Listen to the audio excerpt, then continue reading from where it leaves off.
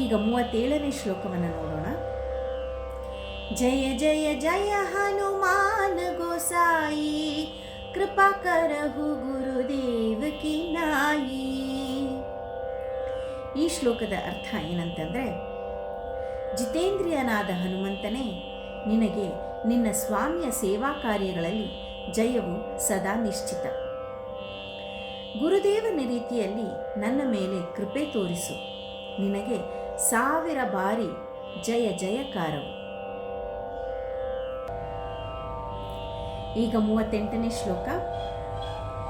ಜೋ ಸತ್ ಬಾರ ಪಾಠ ಕರ್ ಕೋಯಿ, छूट ही बंधी महा सुख होई. ಈ ಶ್ಲೋಕದ ಅರ್ಥ ಏನಂತಂದರೆ, ಯಾರು ಈ ಹನುಮಾನ್ ಚಾಲಿಸವನ್ನು 100 ಬಾರಿ ಪಠಿಸುವರೋ ಅವರು ಸರ್ವ ವಿಧವಾದ ಬಂಧನಗಳಿಂದ ಬಿಡುಗಡೆ ಹೊಂದಿ ಪರಮಾತ್ಮನ ಸಾನ್ನಿಧ್ಯದ ದಿವ್ಯವಾದ ಮಹಾಸುಖವನ್ನು ಅನುಭವಿಸುವರು. ಈಗ 39ನೇ ಶ್ಲೋಕ. जो यह पढ़ई हनुमान चालीसा, होय सिद्धि साखी ಗೌರೀಸಾ.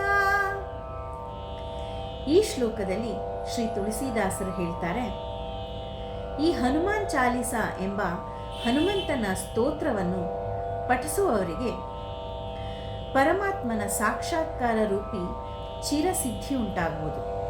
ಇದಕ್ಕೆ ಗೌರಿಪತಿ ಶಂಕರನೇ ಸಾಕ್ಷಿ. ಎಲೈ ವಾಯುನಂದನೇ, ನಿನಗೆ ಪದೇ ಪದೇ ನಮಸ್ಕಾರಗಳು.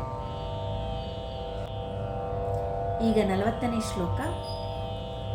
ತುಳಸಿದಾಸ ಸದಾ ಹರಿಚೇರಾ, ಕಿ ಜಯನಾಥ ಹೃದಯ ಮಹಡೇರಾ.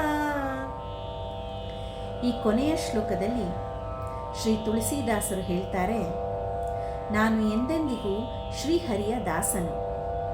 ಹೇ ನಾಥ ಪವನಪುತ್ರ, ನೀನು ನನ್ನ ಹೃದಯದಲ್ಲಿ ಸದಾ ವಾಸಿಸು.